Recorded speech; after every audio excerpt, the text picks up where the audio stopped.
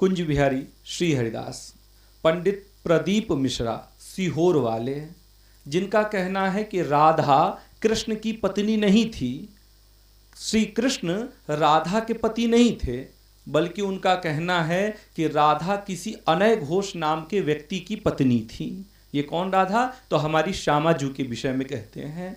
मैं प्रदीप मिश्रा जी से ये कहना चाहूँगा कि रियल जीवन से थोड़ा बाहर निकलिए और रियल जीवन में आप आइए। जिस ग्रंथ को लेकर के आप संसार में घूम रहे हैं, जिस ग्रंथ को लेकर के आप कथा कहते हैं, अपने उसी ग्रंथ में देख लीजिए। आप शिव पुराण कर रहे हैं, क्या आपने शिव पुराण ढंग से पढ़ा नहीं है अभी तक? मुझे विश्वास है इस बात का कि आपने अभी शिव पुराण को ढंग से पढ़ा नहीं है, नहीं तो आप ऐसी बातें बिल्कुल ना करते। आपको मालूम है तो मैं बता देता हूं आपको कि शिव पुराण के रुद्र संहिता के पार्वती खंड में जाकर के देखिए, पार्वती खंड के 2वें अध्याय में, जहां पर साफ साफ लिखा है कि राधा श्री कृष्ण की पत्नी थी। आप थोड़ी अपनी बुद्धि लगाइए। कुछ भी बोल रहे हैं फेम पाने के लिए, प्रसिद्धि पाने के लिए कि मैं समाज में एक नई जानकारी लेकर के आया हूं। रियल जीवन से बाहर निकल करके रियल जीवन में आइए। मैं आप लोगों को बता दूं कि प्रदीप मिश्रा या इनके जैसे जो लोग भ्रम फैला रहे हैं कि राधा कृष्ण की पत्नी नहीं है, तो मैं इस बात को पुष्ट करता हूं, सिद्ध करता हूं। और शिव पुराण से ही, मैं नहीं कहूंगा कि भागवत से या गर्ग संहिता से या देवी भागवत से ये बात आपको बताऊं। प्रदीप मिश्रा जिस ग्रंथ को लेकर के कथा कहते हैं, उसी ग्रंथ में मैं इस बात को दिखाऊंगा। तो रुद्र संहिता, शिव पुराण में रुद्र संहिता है और रुद्र संहिता के अंतर्गत पार्वती खंड है। तो पार्वती खंड के 2वें अध्याय में आ जाइए। तो इस अध्याय में बताया गया है कि दक्ष की 60 कन्याएं थीं। कितनी? 60 कन्याएं थीं, जिनमें से कुछ महर्षि कश्यप जी को ब्याही गईं, कुछ चंद्रमा को ब्याही गईं, और सबसे जो छोटी कन्या थी जिनका नाम था स्वधा, स्वधा का विवाह हुआ पितरों के साथ। जिनकी स्वधा और पितरों की 3 कन्याएं हुई हैं, जिनका नाम क्रमशः शिव पुराण के पार्वती खंड के 2 अध्याय के 7वें श्लोक में आ गया। मेना नामनी सुता ज्येष्ठा मध्या धन्या कलावती अन्त्याः एताः सुताः सर्वा पितॄणाम मानसोद्भवा। कि सबसे बड़ी कन्या का नाम मेना, पितरों की 3 कन्या हुई हैं, और सबसे बड़ी कन्या का नाम मेना, जिसे आप लोग मैना के नाम से भी जानते हैं।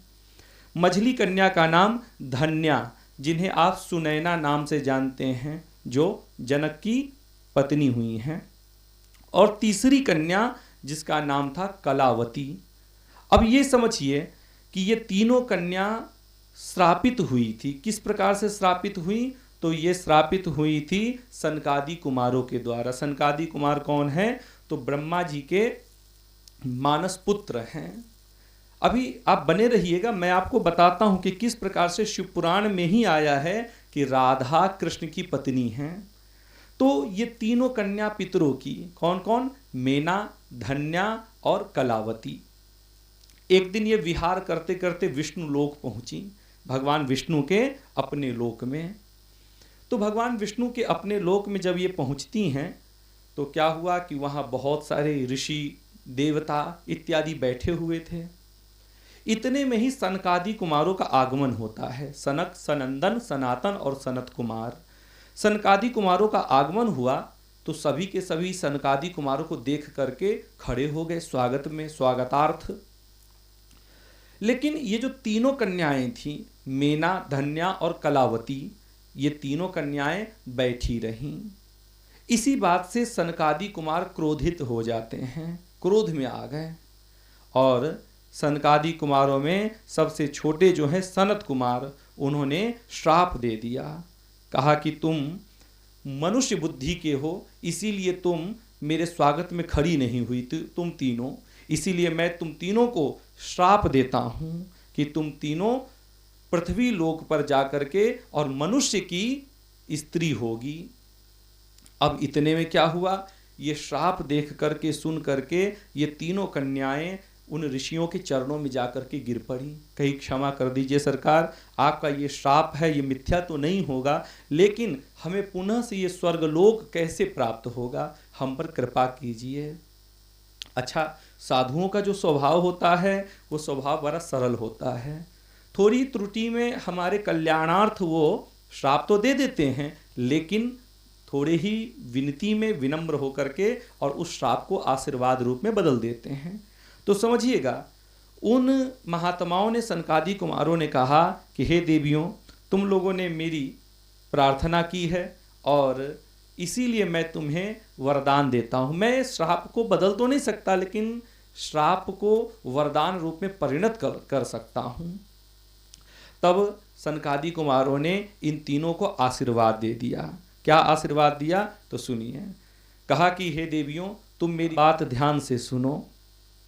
विष्णोरंसस्य शैलस्य हिमाधारस्य कामिनी ज्येष्ठा भवतु तत्कन्या भविष्यत्येव पार्वती। कहा कि तुम में से जो ज्येष्ठ है, सबसे बड़ी है, वह विष्णु के अंशभूत हिमालय गिरी की पत्नी होगी और पार्वती उसकी पुत्री होंगी।